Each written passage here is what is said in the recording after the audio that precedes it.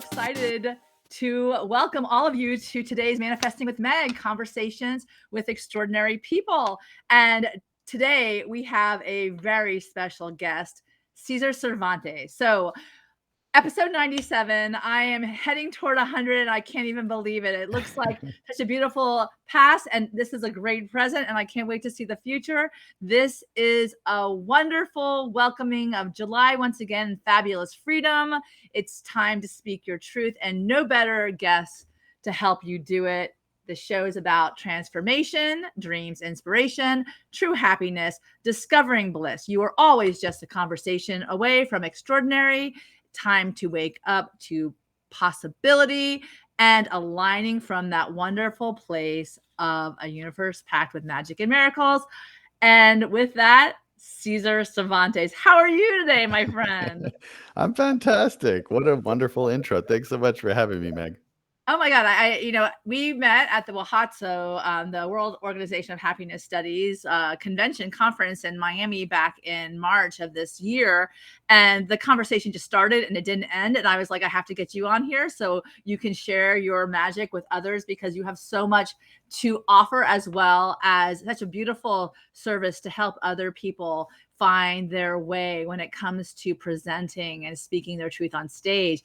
And we'll talk more about that, but more light on you. But before we do that, this is a very intentional show, as everyone knows. Once again, this is our theme today. Episode 97 is Break Out of the Cage. I love that. Anytime you're in a cage, nobody wants to be there. Let's all break out together. And further, we get intention about what it is that we want to bring out today in this episode. So I always say, go to Magical Guide to Bliss. This is a show that is, in fact, based on the Magical Guide to Bliss. And one of those wonderful, wonderful pages of insights, pick a number. And at the end of the show, we'll see whether that number matches your specific intention. We all know the drill by now, 97 in. So excited. And I get to introduce Cesar now. So, starting at the age of 19, Cesar was a stand-up comedian and actor featured on Comedy Central and the Hollywood films. But after more than a decade of laughs, he realized he wanted to connect on a deeper level with his audience. He found that nothing gave him greater joy than helping others get to the stage of their dreams. That's very exciting. Now, as a public speaking coach, he helps people deliver this message on the TEDx stage, at work, or big events. You can watch all three of his TEDx talks featured on the TED platform. And we get him this afternoon to talk to all of us about his journey and how he's manifested his wonderful magic today. So without further ado, Cesar, where are you in this world today? What is going on with you? I have recently landed in Houston, Texas, and so Oh, wow. that's home now. I grew up in Texas, so it's a homecoming for us, and we got family here. It's the phase of life that we're in. So despite the heat and the humidity, it's exactly where we should be. I love it. The heat and humidity of summer. I mean, what do we expect in the middle of July, right? In Texas and Florida, for gosh Oh, sakes. it's terrible. But yes, but yeah, you found yourself there. That's where you actually were raised. You grew up there, correct? In Texas. I grew up in El Paso, Texas. Yeah, and then I spent time in San Antonio and Austin and Dallas before kind of leaving. And I've lived in Boston, London, LA, all kinds of places, and here we are back And home. and yet you go right back home again. I love Mm. it. I said the same thing many years of my life, spent searching for myself away from where I grew up and then back to my roots, which I always love, that we always find our way exactly where we need to go. And certainly you and your beautiful family are starting there in Texas. Mhm. I love this theme, and I always generally do, and it always somehow synchronistically matches the guest that I pick for the day. And this wasn't set for today. This was another date we were supposed to do this, but it's here today that this actual theme really matches up what you do for a living, what you do, your purpose, it's not really a living, it's what your passion is about. And actually speaking to you before this, it's clear, it comes out, bright and shiny and true. And the theme today is break out of the cage, and the insight or the actual quote, first and foremost, the first step towards success is taken when you refuse to be a captive of the environment in which you first find yourself. That's Mark Twain, American writer. I was reading that. I was like, my God, that's so on point for me today. Mhm. And it goes to this: your actions and choices today have a direct impact on your tomorrow. You can refuse to stay wherever you find yourself here and now if it's not for you. You are not trapped in any kind of environment. It's time to shift your perspective from life happening to you to how will you take the steps to make your dreams come true. It's time to break out of the cage and start to feel the freedom of choice pushing you along. Then get ready to march to an incredible, or to the beat of an incredible new song or TEDx presentation in your case. So, what are your thoughts on this? Yeah, well, I mean, I'm in love with transformation, and I think what makes a TED Talk beautiful is that the purpose of it is to move us from what is to what could be. And at any point in our life, we are, contemplating something that is and something that could be. And what I've discovered that in the space of from what is to what could be is where transformation lies. Mm. And that's what I'm in love with. That's what I help people do, both for themselves personally as they're discovering kind of their message, but then also how to give it to others in a way that's communicated clearly and concisely. I mean, TEDx has such a big, meaning and impetus for so many people. They're like, when they get like stamped with that, you did that. What, Hmm.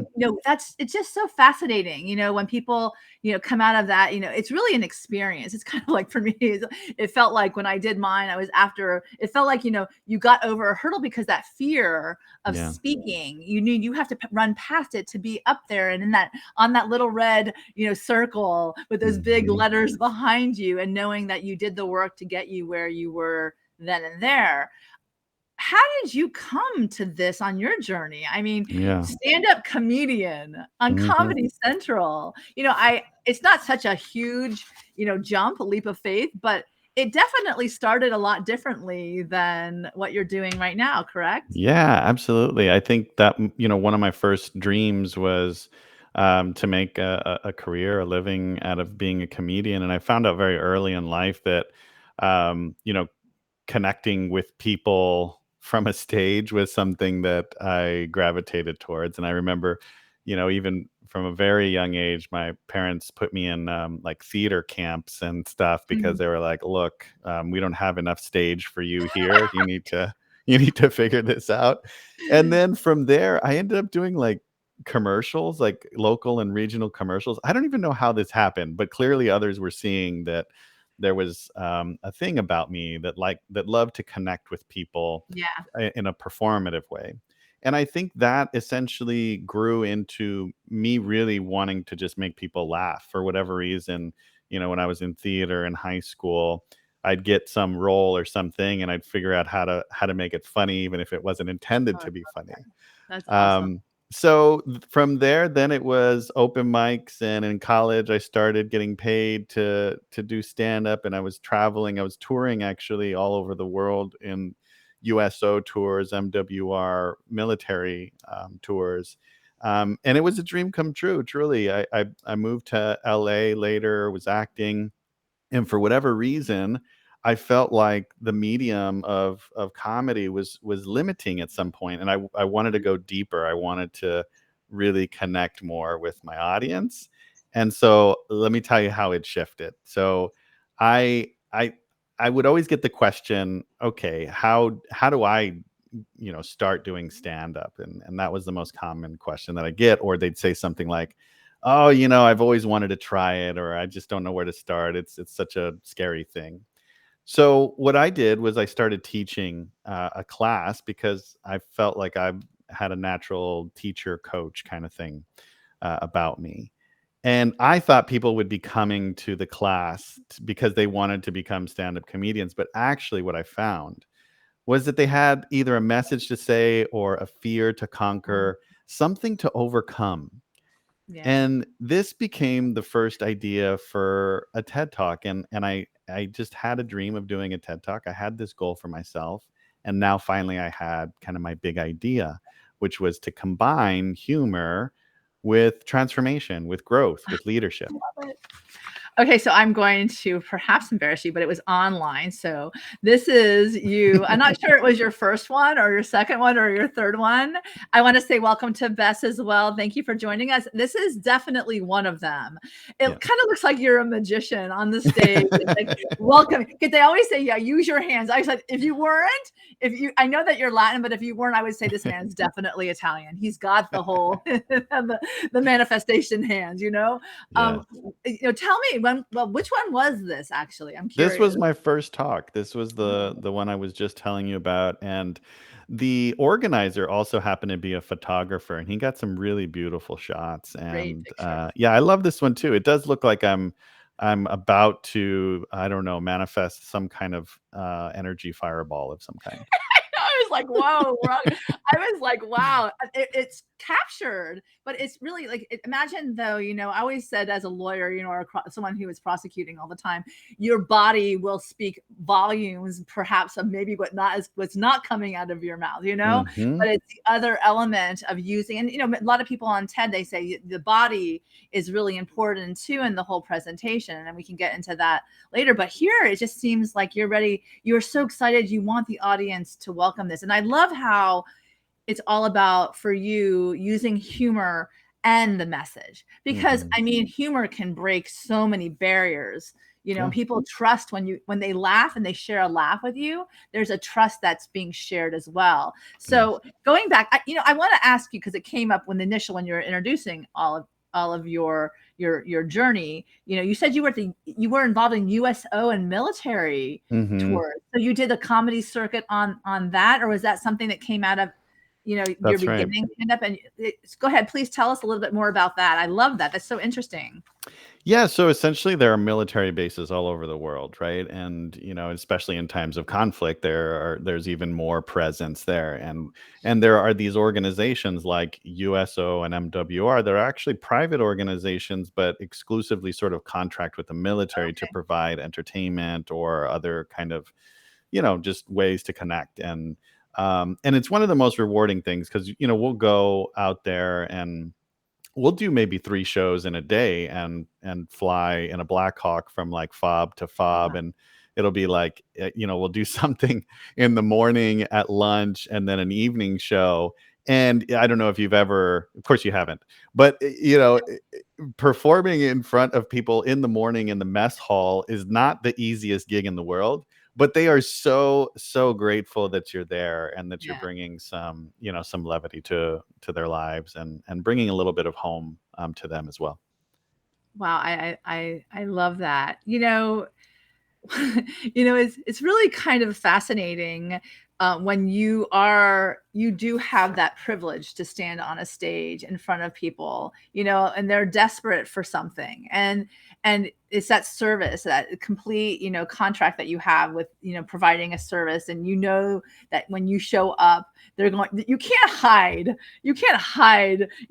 schlocky behavior or schlocky presentation. You just can't, because it'll Hmm. just fall apart and you'll lose them and you'll lose the audience, and you're like, but you weren't worthy at that point because you didn't show up with the intention. But literally in this picture, I can tell, look at your face, you're smiling. It's all sorts of, just good feeling energy that's coming out of that. So tell me, from this one until the last one that you did, tell me what was the trajectory? What was that transformational process? Did you see a difference in you as you went along?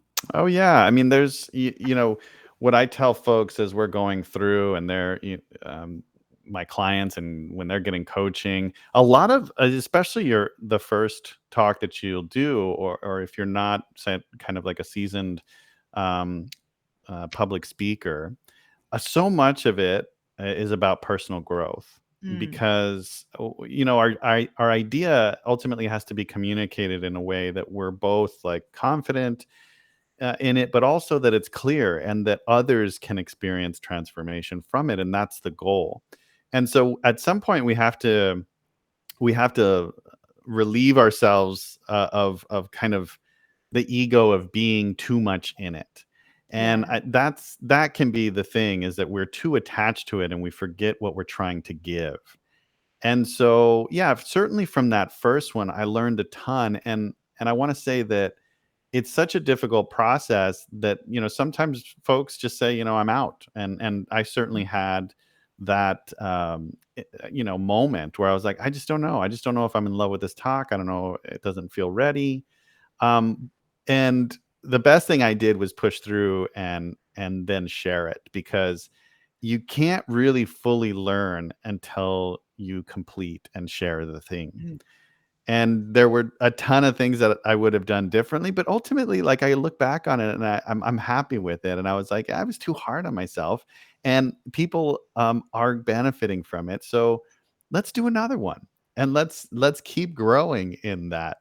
And so yeah, there were multiple things that I changed in my second and third one as I move forward. They were more focused on the giving. So which one is your favorite one out of all 3? I love to ask. I know it's kind of like, which was your good, you're like, Um, I think probably the second one is my favorite. But the third one I felt the most confident about in my delivery. ah, And so they're different, but the second one is about how to use humor in your public speaking. mm. And I love it as a tool, and I think that I feel like I'm giving the most in that one. Yeah, and I'm definitely going to include this in the links below so you guys can take a look at his TEDx talks because they're all great. They are all great. And I Oh, love thank you. you can, is definitely when you watch them, you can see a whole different, Caesar show up. And it's like kind of you build, and it's funny because it's kind of like, some people are like, I tanked and it's over for me, like the life. It's like, no, the reality is that you faced your fear. So Yes. I love the point when you ask the people, because you've worked with so many people right now to help them Yes. deliver, not only help them deliver, but actually get them, which is a whole other process in and of Indeed. itself. The whole pitching and the whole how do you engage the TEDx crew, whoever you're pitching to, as to your idea worth spreading. I wanted to ask you, specifically, and I love questions around what inspires those who are inspirational, and you are definitely inspirational. I like to say that I'm lucky enough that I gather my little lights as I go through the world. And I met you. When I met you, I was like, oh, this guy's Mm. awesome, and we like could talk for hours. But one of the things that I like to do is like ask what inspires you, and you came up with these quotes, and I love these, and I'm going to read them out loud, and then you can tell us what that means to you. Don't ask what the world needs. Ask what makes you feel alive, because what the world needs most is people who come alive. Mm. Boom. I mean, I've been saying this to myself. You're saying this to the world with what it is that you do. Mhm. Tell me a little bit about that. Well, certainly I never feel more alive than when I'm on stage. And I think that, that's what I feel like I'm able to give to others, is the experience of not just being on stage in like sort of a frightened state, but to be able to be fully yourself and to give on stage. There's just nothing like it. Yeah. Never do I feel more alive than in this place. But I also think that, the quote itself is one of the first quotes I remember. I don't know, maybe I was 18 or 19 hearing it, or some version of it, and really falling in love with it as I was trying to figure out, what to study, what to learn, how to find myself. And there's always this pull of like the practical world, or the sensible thing to do, or what others are telling you, right? And then there's this piece that's this piece of your heart that's saying, here's what makes me come alive. Here's my flow state. Here's where I know I'm me and I'm happy. And we just have to listen to that, and we have to follow that, and it can be so difficult. But that truly is where everything, becomes aligned. I'm reminded of Jim Carrey when he gave that speech, that graduation speech, and he tells that story about his dad, if you Wow. remember. Yes. And his dad, took a job and did a, whatever, and was miserable, and then, was let go. And the message was from Jim, was that, we can fail at the things that we don't want. So we Yeah. might as well do what we love. I love Um, that. You know what? When I heard that, and when actually he spoke that, out into the world. Hmm. His father wanted to be a comedian too, and Mm. he wanted clearly they must tell jokes in their home, because the way in which they deliver is so at ease and comfortable, and the whole experience, you can tell the guy must have had it around him when Yeah. he was growing up. But what you just said was so important, because a lot of people out there are like, if only I could, if only, if only, if Hmm. only, if only, and they don't give themselves the permission to do their if only, that one thing that that they're like, it like lights their fire, makes them come alive, like you're saying. Not only do you do that, but you also help and engage others to stand in that power, because it is power when you're Mm. like, you're shining a little brighter. It's power. You're there, you're in that moment. That energy is all around you, whether it's a writer, Nice. speaker. So one of the things I wanted to ask you is, would you label yourself as an introvert or an extrovert in that sense? Is that, because some people say Yeah. when they're up on stage, they're introverts, but yet they're up there doing this thing, and you're just like, but in person, I know that I personally, Yeah. I don't find a wall that I couldn't talk to. But I know with regard, I always ask the question because you never know. Yeah, I've been an extrovert my whole life for sure. But I think that, as uh, I also, what I've discovered is that I need quiet time, Mm, and my capacity to be social is very big, but it also needs to be there needs to be time that I set aside where there's silence. yeah. And I've recognized that need more and more in my life as I get older. But yes, I'm a social being for sure. So I have two questions around that. Do you have like a ritual that you do before Hmm. you get on stage? Because you're not just a TEDx speaker, you speak on many different platforms. Yes. Is there like something that you do to bring yourself to a place where that, delivery is there, Yes. that it's going to go ahead, please. If you don't mind sharing with us, that would be awesome. Yeah, so I mean, I do think it depends on the stage that you're going to get on, and this is going to be different for different folks. But what I find is that I over prepare, right? Okay. And so I own the material and the topic so well that I don't feel confined by what I'm about to say or present. And I think that's really important because anything could happen. And this is what I've discovered through my roots of stand up is that, and sometimes the best things are things that you don't plan. So the more prepared you are, the more you're able to go with that and shift to that. Yeah. So that's the first thing I would say is that preparation. The other is kind of what I just mentioned is that, like, how are you able to bring yourself to that moment? Because I just think what we're all seeking is an authentic, connection with other people. And so the more that we feel like it's manufactured or something that we could have, listened to rather than been there, live. I mean, what I want, no matter what I'm presenting, is for that moment to only exist in that moment. So there's going to be something about what I do that is just for that audience. And Yeah. so that's my approach. Back to your point when you were saying authentic connection with those around you who shows up in Mhm. your world. I think honestly, when you start from there, you can never go wrong. Mhm. And even I was in New York a couple weeks ago with my daughter, and they were teaching them how to show up in front of casting directors, and they were hammering home that you need to show up authentically yourself and bring that to the role, that to the audition, that to the stage, like you're saying. Yeah. And then it's you that's embodying that you bring to the stage. So I want to ask you one of the things. Oh, Leah's saying it's the same in teaching. The more prepared you are, the better off you'll be when things Indeed. go sideways. But I'm sure with you and having the humor component, you're just like, oh, there it goes. And at least you can use that whole thing to kind Yes. of weave it into your act, so to speak. But that authenticness will come through for sure.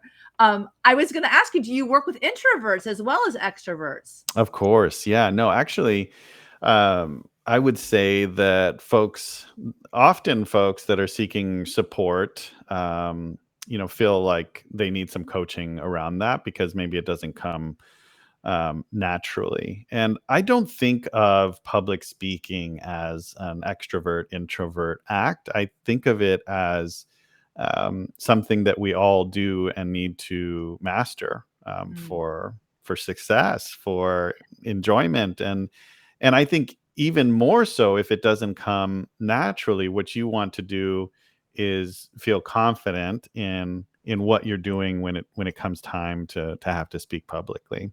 And there's, it depends on what folks struggle with, but sometimes people really like, the organization and knowing, how they're going to go from point A to point B, right? That's one of the pieces of it. Other times folks are really can have some anxiety just about what how they're delivering it and how yeah. it's being received. And I'm going to go back to what I said earlier, which is that starting from the place of focusing on what you're giving is a way to kind of alleviate some of that anxiety, because it isn't actually about you, right? When That's so true. you're speaking for a particular purpose for people to gain something. So actually, from an introvert perspective, it's kind of about removing yourself from Oh, that's it. And folks can, I think, as introverts, connect with that. That's a wonderful point that you're making, because I interview a lot of authors, and a lot of authors are very comfortable writing the books, right? They're Hmm. comfortable sitting in their little, altar, and putting their, genius on the page. When it comes to interviewing them to get out into the world to say, to talk and throw a light on their book, that's a beautiful perspective. That it's not about you, it's about what you're speaking about. It's Hmm. about talking about your book and what your experience is with regard to that book. So I love that you said that. And then moving on to these wonderful quotes, I love this. The secret of getting ahead is getting started. Mark Twain. Tell us about this one.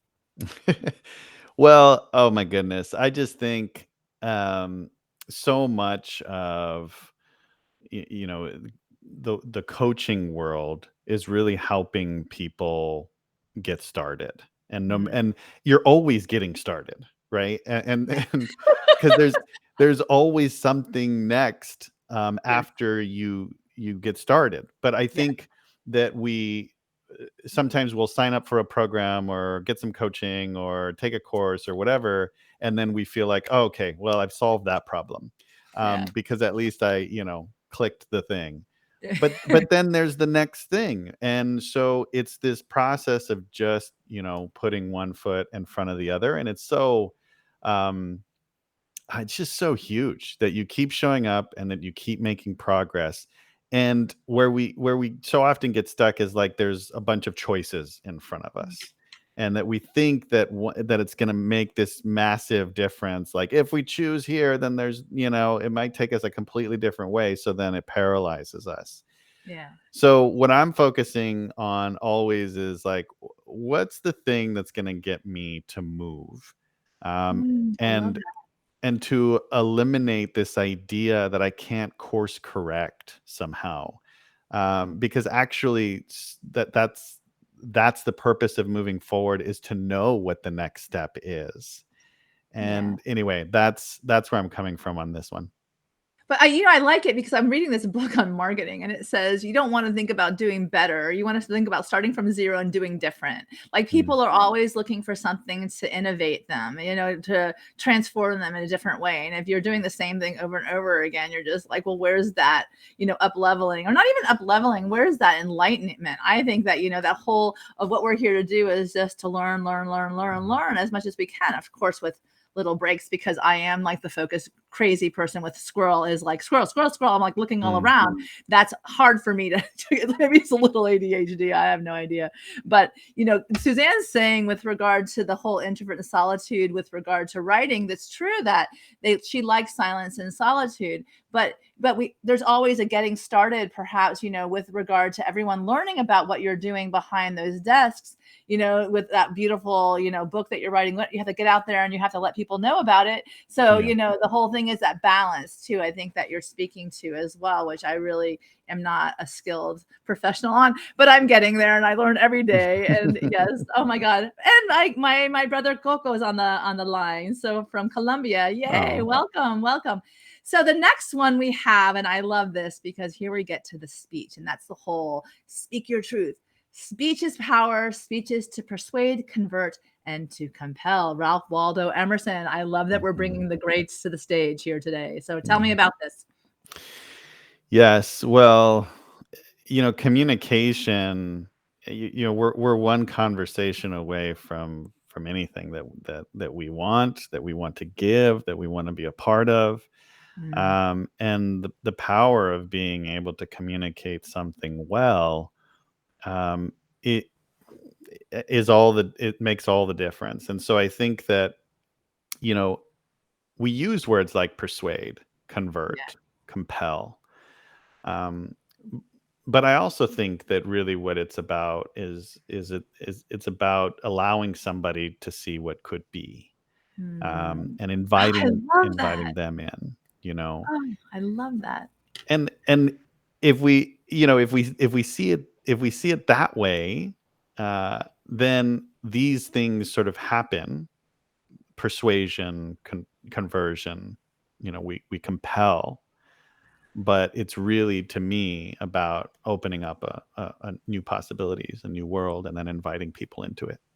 I love that. And there's a different energy, and there's a different energy there when you're trying to push, into like push something at somebody. Hmm. Or there's another way to just use your words that are so easily accessible to you that you feel comfortable and that that wisdom has given you the message that feels the best authentic in your skin. And then what comes from that place. It's so funny because I was going to ask you back at the outset of the interview, as far as the comedic routines that you've had in the past, was there one point in time where you're like, now this, I mean, your parents were saying, oh yeah, he needs a bigger stage, but then you had to become that person on the stage that you always thought or knew you were.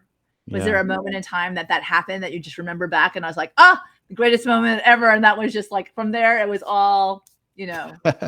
Well, I think that, in stand up, there's a lot of moments that way because you're creating something on the spot, and everything that you did before has led to that moment. And yeah, and I was really into, like I said, I like to create moments where it's just for that audience. But I guess, there there were some moments where I would close the show, and I would do a song with an audience member, and I would sing with them, and I would create something, Oh, on that's awesome. stage. Yeah, and so it was truly just, what we had learned through the time that we had been there. So if I was doing like 45 minutes of material, well, I'd learn some things about the people in front of me, and then I'd pull somebody up on stage and we'd sing a song, and we kind of bring it all back together. And I can't tell you like exactly how I did all that every time that I did it, but it felt magical every time. And it felt really special to those people that were there. And I think when it worked, there was transformation. There was like, we really connected here Yeah, today. yeah. And when I got to the point, I'd probably been doing stand up 10 years or more. When I got to the point where I really felt like I could do that every time, it was kind of like, oh wow, I love this. I love this. Oh, that's so you actually had them come on stage and you made up a song Yeah. from everything that you said, and you had no idea what you were gonna sing? Yeah, That's no, yeah, I had no idea. It was like, I'd play the same 3 chords. I play guitar a little bit, and then I'd bring somebody up and they would play a harmonica with me, because anybody can play a harmonica. And, I'd ask them some questions, and I'd make fun of them, and then I would also bring in, the things that we had learned about people that were there, before. oh And my god. yeah, and we create a moment together.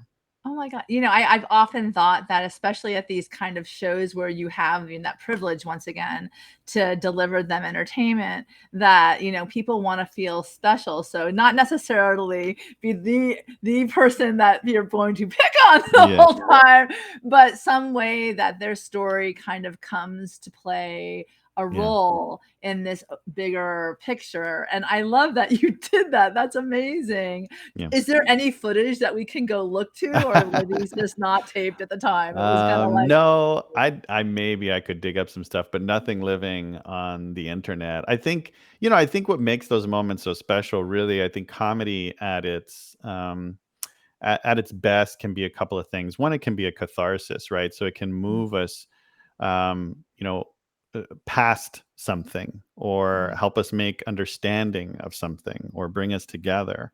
Yeah. And I think, um, I mean, it can do a lot of things, but the other most important for me is that it celebrates and normalizes failure. And it's a celebration of failure, in fact. And in Love a that world you said where that. everything is so like critical, and that we're publicly shaming each other, and you name it, right? Yeah. There's an element of humor that says, no, that's what bonds us, is our all of our imperfections, and we are all imperfect.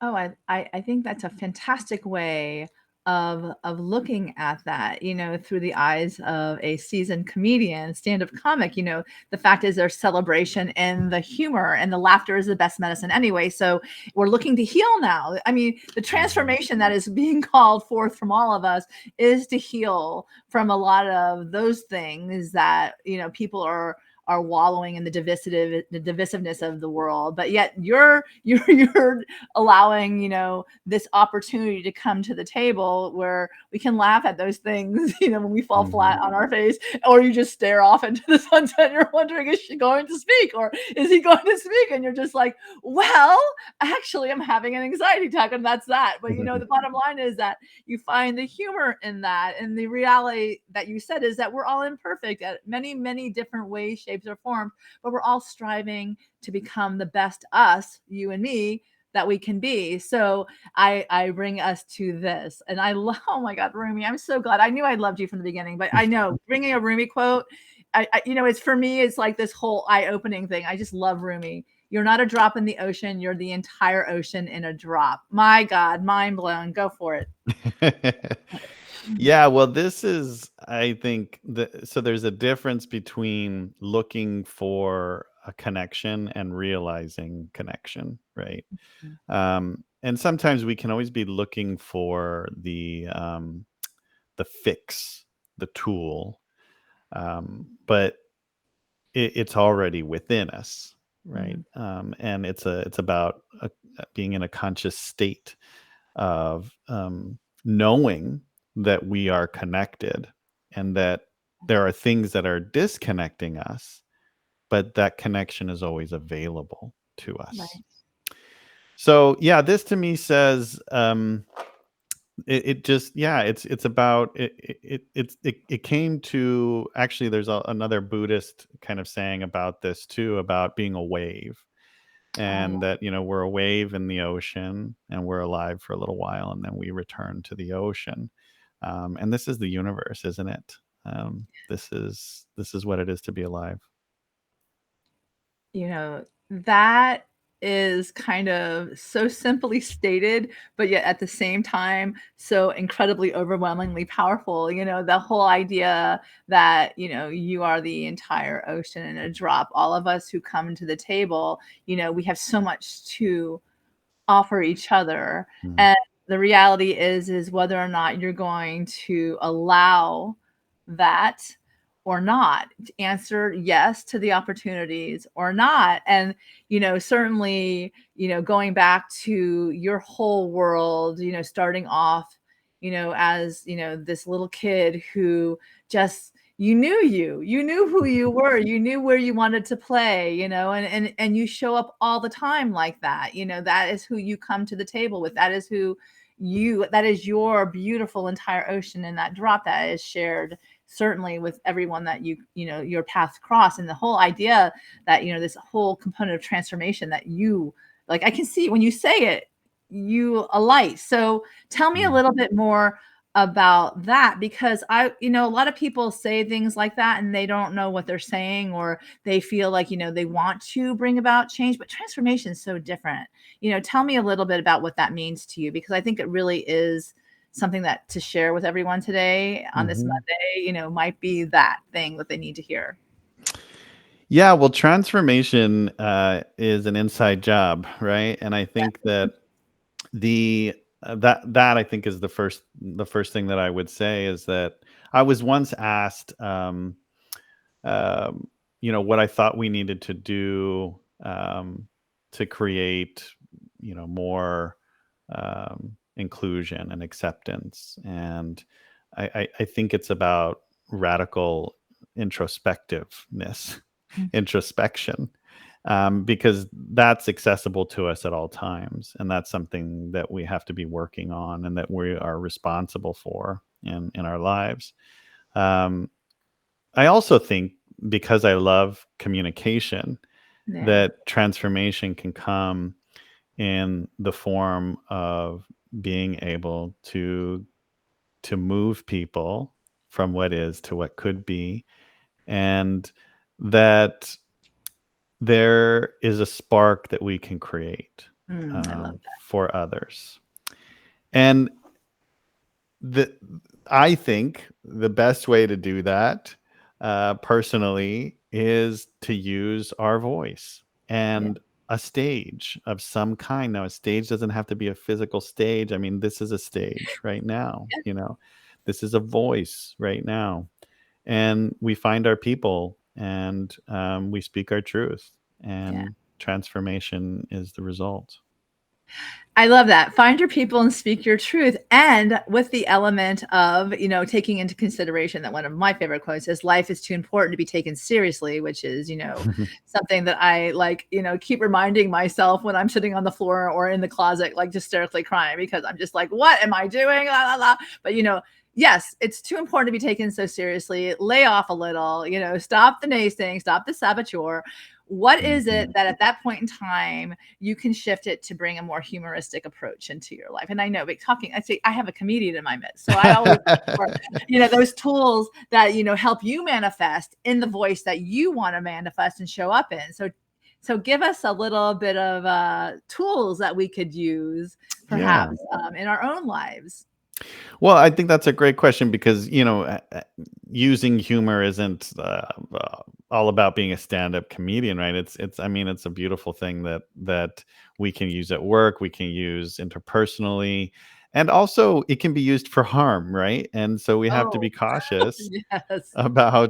about the way in which we're using it. And so I guess where I would start is to say that, um, in humor, there can feel like there's a need for there to be like a target that is, creating division, but it doesn't always have to be that thing where it's like us against them or this thing is greater than another.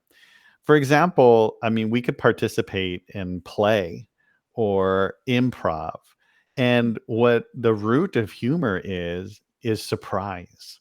Ah, yes. And so if you can find benign ways to create surprise in your life, um, you know, of, with of course, we don't want to terrify anybody, but little moments of surprise is really how I tell people to start. Like, and especially if it's like a work thing where you're like worried, like, oh, I don't know how people are going to take this or whatever. Yeah.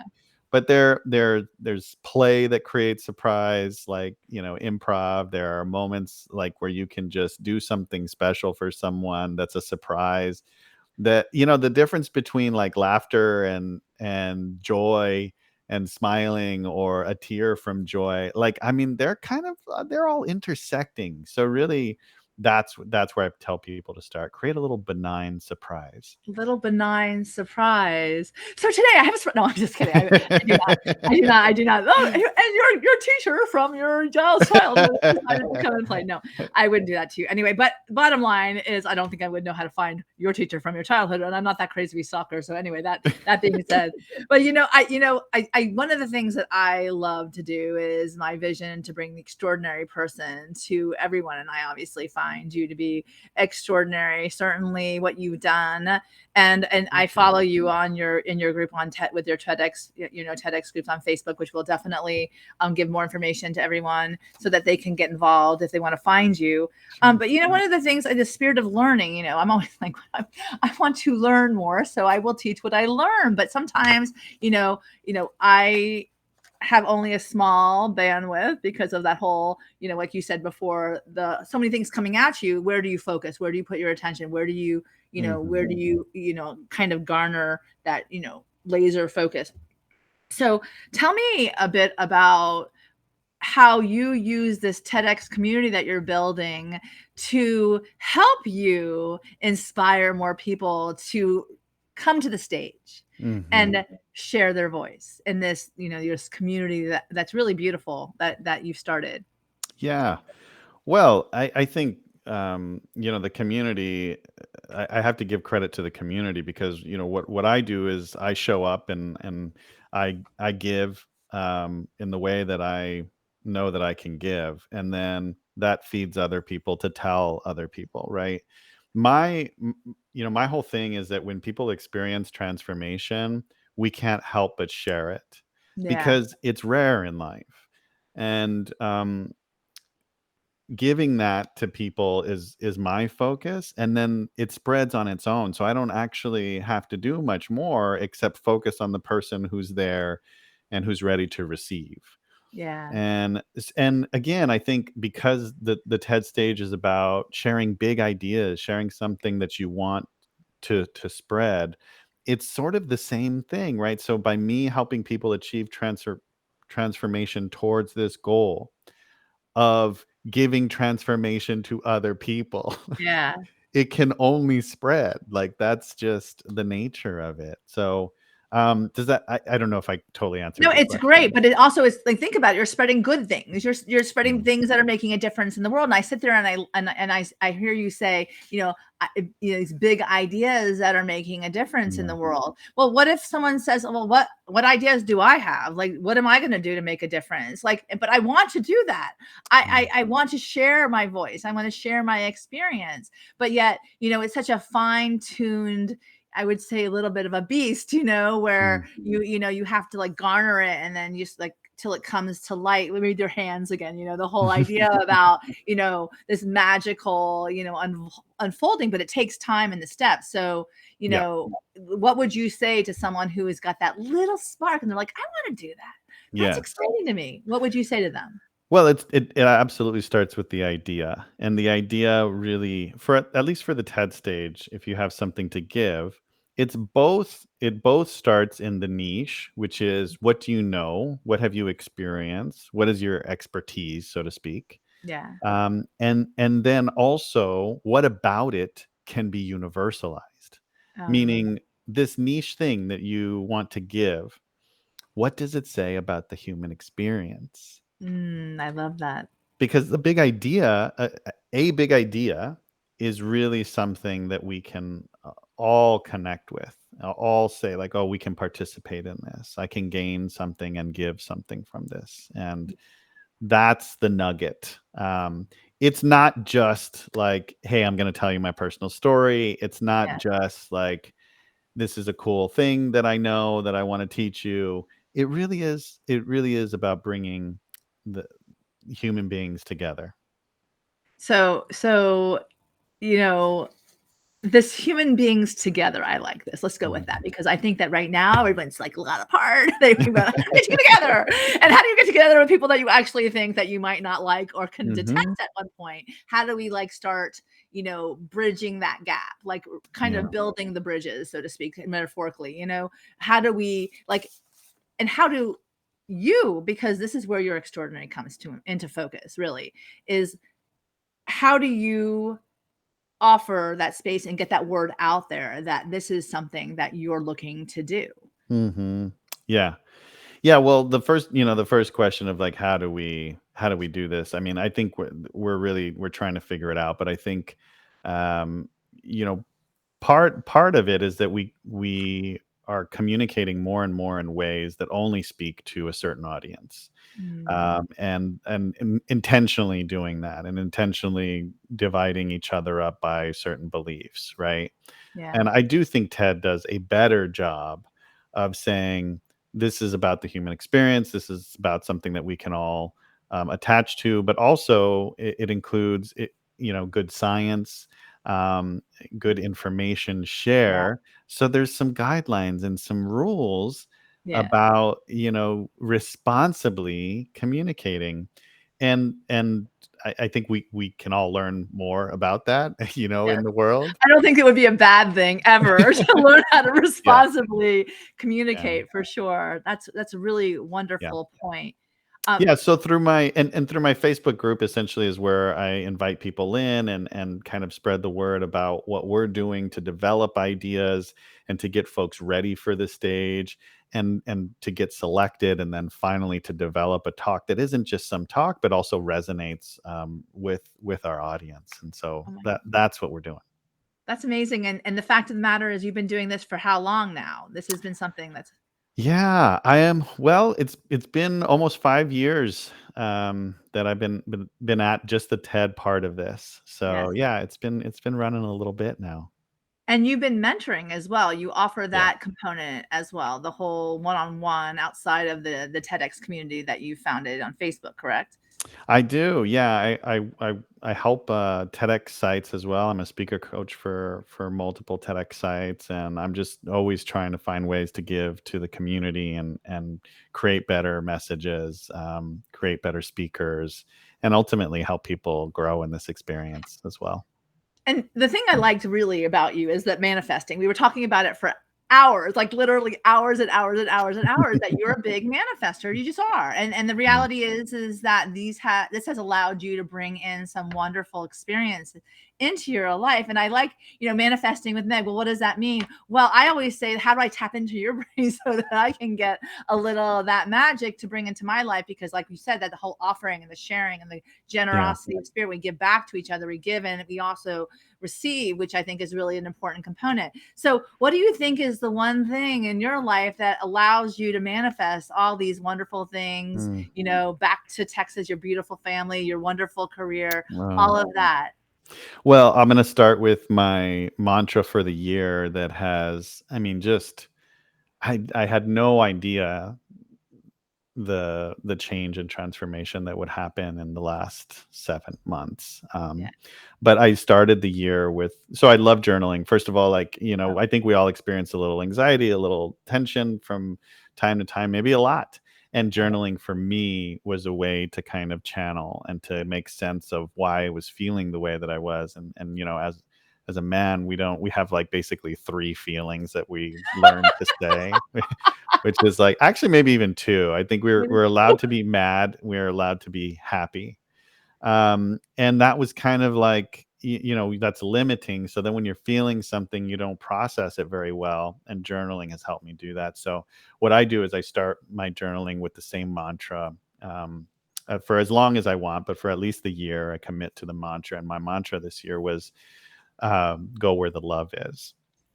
Great mantra. And yeah, and to me, what it has brought into my life, oh my goodness. I mean, my child, my family moving closer to family, really just giving everything into this work that I'm doing to help people get on stage and communicate. And I mean, it's lit a fire like I just could not have anticipated.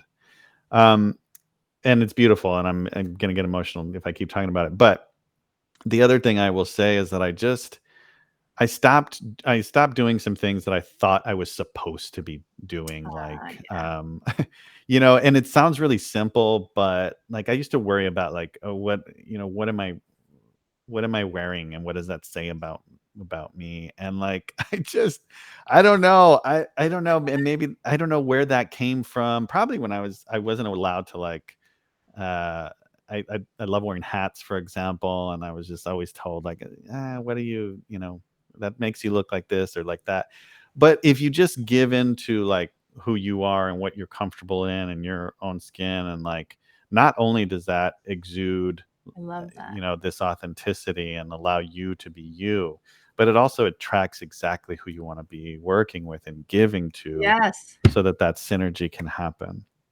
Absolutely, I absolutely agree with you, and no one's gonna tell Frank Sinatra that he couldn't wear hats, by the way. So you do you, that he was, and bring it back if we need to, because I think I love that look, by the way. Um, I love those 2 points. And, one of the things at the outset of the interview today, I asked you to set your intention and really bring that. And I always say with you, especially, I was like, my intention was really, to bring a little bit of a lightheartedness to this afternoon on a Monday. So everything, like you said, just gets heavy, and we all put so much pressure on ourselves and others. But I turn it to you, since this is the interview of you. What is your intention today, and what number did you pick in the magical guide that would match that? Oh goodness. So I just randomly picked a number. Is that what I was not? That's No, right? randomly. It's all about synchronicity. It's never Okay. random to me. It's no coincidence. It's all set forth. There's that. So my intention, as I'm gonna sound like a broken record, but my intention was really to give as much as I could, and whatever I was receiving, I would try to just give right back, right? And so that was the intention, and 127 was the number. Okay. So that's where I'm And at. do you have the magical guide with you, or I okay? So do. I have it. so I always say turn to the page 127 and read with regard to what it does say as far as the insight, and whatever part of that speaks to you that you want to share. Oh my goodness, but I don't know if it's actually related. Maybe I totally misunderstood my homework, but Generally it does relate, regardless of whether or not it may be obvious so to you. it's the quote. So it's the quote. Okay. Let's see. Gather all the courage you can muster and do the thing that calls to you. So that's your number 27? Yes, 127. So page 127 for me, it's the page, is boldness be my friend. So It that is, but it's at the Oh. very bottom. Oh, perfect. Okay, go ahead. So gather all the, you're on, look at, see, there you go. I'm like telling you what you're doing and you already know it. Yes, gather all the courage you can muster and do the thing that calls to you. I love that. So what does that say for you? What is that? How does that speak to you? Well, I think that, in my intention to give, I really think that that's what I want. That's what I want to say, is that it's got to come. It's got to come from you, and that's what's going to align with whatever it is that you want to give. And there is a certain like courageousness and boldness about that, because that's not what the world tells us to do. Well, it's perfect actually, because I saved your final inspirational quote till the end, because I just knew that this would always work out in the way. And that quote is, in fact, do the thing you fear most, and the death of fear is certain, which I think kind of goes right to what you just read, courage and boldness. So tell me what that says to you. Yeah. So, as long as we're challenging ourselves, and as long as we're, to be alive is to be moving, right? And so we have a little comfortability, and then we push ourselves, and it spikes, and then it comes back down, and we just keep doing that, right? And if we're in that rhythm, then there's nothing that we're afraid of. There's nothing that can conquer us. I like that. I love that. There's nothing, as long as we're in that rhythm that actually aligns to your flow. And what a wonderful way to end. I will say that I ask always one more thing from my guest, is the final inspiration. And I know that there's so much wisdom that you've already shared, and there's so many gifts you've already given generously, of course. What is that final inspiration that hits you right now that you want us to all take away when we think of you, Cesar? We say, wow, thank you for that. I would say go where the love is, y'all. Yeah. Go where the love is. I love that. And go where the love is certainly makes you have this beautiful smile on your face. Certainly has brought a smile to mine today. And like I said before, I wanted to make sure that everyone knew where to in fact find you, because I know where you are, but nobody else here does. So I would love for you to share, the places that they can go to contact you, perhaps, and get involved in your TEDx community. Perhaps, see where you're going, on what stage you're going next. Yeah. Well, I would say let's start with the Facebook group, and that's where we should gather, and then I communicate with folks from there. So it's just the Facebook /groups / speak TEDx. So that's And SPAK capital TEDx. That's it. Yeah, no capitals, just that doesn't make a difference. Just speak TEDx, Okay. TEDx, and I will see you all in the group. Thanks so much for having me, Meg. Okay, and one more thing I want to say, thank you for coming today. I really appreciate this. And of course, go find him on Facebook. I will put the links on the Facebook feed here. And remember, we're all here to be deliberate creators of our life. And I would say go where the love is, right? To his final inspiration. Dream big and let us all raise the positive vibrations on this planet and continue to spread the love. Consider to spread what is that you want to say into this world. Time to manifest the life of your dreams. Wishing you all bliss. Have a wonderful rest of your day. Bye.